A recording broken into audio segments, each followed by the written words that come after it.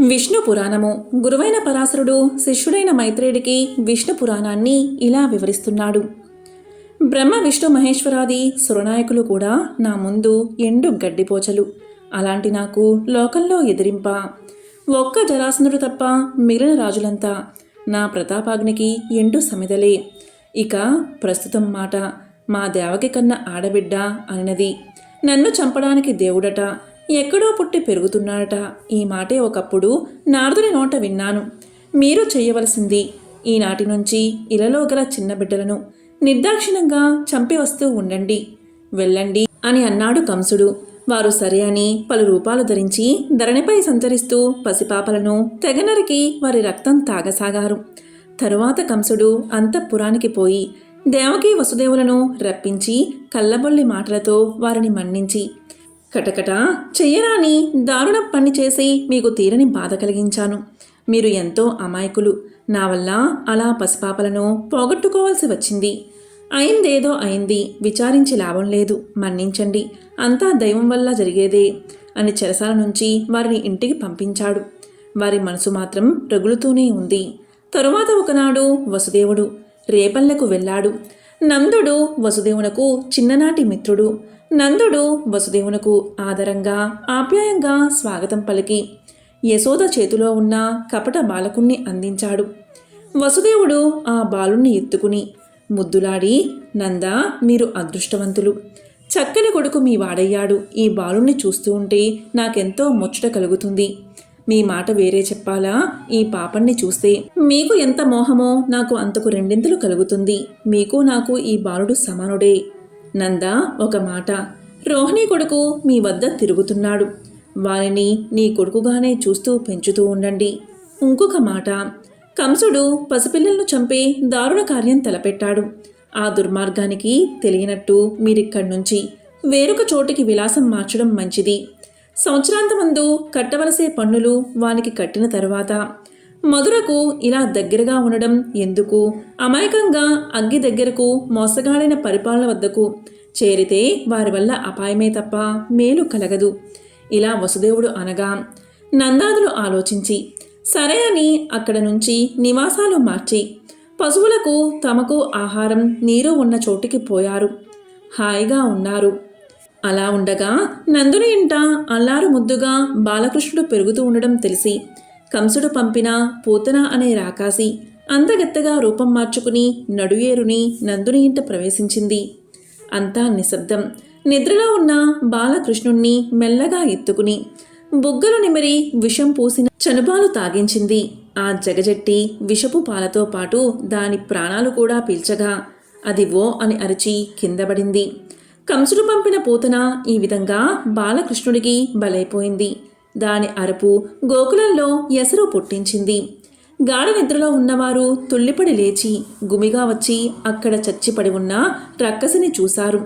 యశోదానందులు రక్కసి తొడపై ఆడుతున్న బాలకృష్ణుణ్ణి చూసి లేపి ఎత్తుకుని ఆవు తోకతో దిగదుడిచి గోమయంతో తిలకందిద్ది నారాయణ కవచం చదివి తమ ఇంట ఒక ఉయ్యాల్లో పడుకోబెట్టారు. ఇంతవరకు ఇలాంటి ఉపద్రవం ఏదీ ఇక్కడ జరగలేదు. ఇదేదో వింతగా చింతగా ఉన్నది అన్నారు గొల్ల పెద్దలు. ఉయ్యాల్లో ఉన్న ఆ కపట బాలుడు అక్కడికి దగ్గరగా ఉన్న ఒక చిన్న బండిని కాలితో తన్నాడు. దానిలో యశోద భద్రపరిచి ఉన్న పాలు, పెరుగు, వెన్న, నెయ్యి, ఇక ఇంటికి కావలసిన పదార్థాలు ఉన్న పాత్రలు కిందపడి పగిలిపోయాయి. అది చూసి అక్కడ ఉన్న గొల్లపిల్లలు వచ్చి యశోదకు చెప్పారు. ఆమె వెళ్ళి చూసి వాటిని జాగ్రత్తగా తీసి పాత్రల్లో వేసి దది పుష్పాక్షింతలతో ఆ బండిని పూజించి బాలకృష్ణుని చూసి అలిగింది. అంతలో గోపకాంతల కడకు వచ్చి, అమ్మా యశోద, నీ చిన్న పాపడు నిన్న కొండంత రక్కసిని చంపాడు. ఇంటి సామానుల బండిని విరగదన్నాడు. వీడు ఇలాగే పెరిగి పెద్దవాడైతే ఎందరి కొంపలకి నిప్పు పెడతాడో. ఇలాగ హెచ్చరికగా ముచ్చటలాడి వెళ్లారు. తరువాత వసుదేవుడు రోహిణి కొడుకైన బలభద్రునకు దేవకీ నందనుడైన కృష్ణుడుకు నామకరణం చేయించాలని సంకల్పించి కులగురువైన గర్గుని ఆహ్వానించి విషయం చెప్పి గోకులమునకు పంపించాడు. గర్గుడు నందుని మందిరానికి వెళ్ళాడు. తనంత తాను చూడ్డానికి వచ్చినట్టు చెప్పాడు. యశోదానందులతో కొంతసేపు ముచ్చటించాడు. తరువాత ఎవరికీ తెలియనట్లుగా రోహిణి నందునకు రాముడు అని దేవకీ కుమారునకు కృష్ణుడు అని నామకరణం చేసి వెళ్ళిపోయాడు. రామకృష్ణులు తెలుపు నలుపు శరీరాలతో శోభాయమాన మూర్తులై యశోదానందుల పెంపకంలో గారాబంగా పెరుగుతూ ఉన్నారు. బాలకృష్ణుడు క్రమక్రమంగా పాకడం, కూర్చుండడం, తల్లి చేయి పట్టుకుని అల్లనల్లన అడుగులు వేయడం, ఎండిన ఆవుపేడ శరీరానికి పట్టించుకుని లేగలతో వీధుల్లో పరిగెత్తడం, ఆ దూడల తోకలు పట్టుకుని అవి పరిగెత్తకుండా నిలబెట్టడం, ఇలాంటి చేష్టలతో అన్నను కూడా కలుపుకుని చిల్లర మల్లరగా నడవసాగాడు. అంతకంతకు పెంకి చేష్టలు కూడా పెరిగాయి. ఇరుగు పొరుగు ఇళ్లలో దూరి ఆ ఇల్లాండ్రకు కనిపించక వారు ఉట్టిపై పెట్టిన పాలు వెన్న ఆరగిస్తూ దగ్గరకు వచ్చిన చిన్న గొల్లపిల్లలు మూతులకు రాసి పెరటిదారిన పారిపోతూ మరికొందరి ఇళ్లల్లో మరుగుతున్న పాలకుండల్లో కవ్వంతో పగలగొట్టి పారిపోవడం, ఇటు అటు ఉన్నవారు గొల్ల జవరాండ్రు దగ్గరకు రాగా తుర్రున తూరీలాగా ఎగిరి గంతులు వేసి తల్లి వద్దకు వచ్చి ఏమీ ఎరగనట్లు ఆమె అడ్డలలో కూర్చుని ముద్దులు చూపడం, ఇది బాలగోపాలకృష్ణుని శైశవచర్య. అలా ఉండగా ఒకనాడు కృష్ణుని తన ఇంటిలో చూసి పారిపోగానే అటు ఇటు ఉన్నవారికి చూపి ఒక వజ్రభామిని నలుగురితో ఆలోచించింది కర్తవ్యం. అందరూ ఒక నిర్ణయానికి వచ్చి యశోద వద్దకు వచ్చారు. గట్టిగా మొదలకిస్తూ అన్నారు, అమ్మా యశోదమ్మా, ఏమిటమ్మా ఇలాంటి కొడుకును కన్నావు? వీడు మనిషేనా? మా ఇళ్లల్లో జొరబడి వెన్న తిన్నంతా తిని ఉన్నది ఇంటి నిండా విరజిమ్మడం, ఇది ఇంత చిన్న వయసులో ఉన్న పిల్లలెవరైనా చేసే పనేనా? మమ్మల్ని ఇళ్లల్లో శాంతిగా బతకకుండా చేస్తున్నాడు, నీకు తెలియదేమో. ఇంకా ఈ దుందుడుకు పిల్లవాడు చేసే చేష్టలు చెప్పలేము, చెప్పకుండా ఉండలేము. మీ ఆయన మాకందరికీ పెద్ద, మరి అతని భార్యకి నీకు నీ కొడుకుపై ఏమని చెప్పగలం అని కృష్ణుని వేళ్ల ముద్దలున్న వెన్న బుంగలు చూపించారు. యశోద నిదానించి చూసి పోల్చింది. పక్కనే ఉన్న చిన్ని కృష్ణుణ్ణి చూసింది. అలుకతో పలికింది, ఏమిరా, కావలసిన పదార్థాలన్నీ సమృద్ధిగా ఇంటిలో ఉండగా నువ్వు ఊరంతా తిరిగి అందరిళ్లలో చొరబడి అల్లరి చేస్తున్నావు. తల్లిదండ్రుల మాట దాటవచ్చునా? పాలు, వెన్న, పెరుగు, కవ్వం, వాటితో రచ్చ, ఇదా నీ పని? ఇంటిలో ఉన్నట్టే కనిపిస్తావు, అన్ని ఇళ్లల్లోనూ అల్లరి చిల్లర పనులు చేస్తూ అంతలోనే మాయమవుతావు, నిన్నేమనాలి అని దామపాసంతో ఆ పంకి కొమరుణ్ణి నడుం చుట్టి కొన ఒక రోలుకు కట్టి ఇక ఇలా ఉండు అని వారిని పంపించి తాను లోనికి వెళ్ళింది.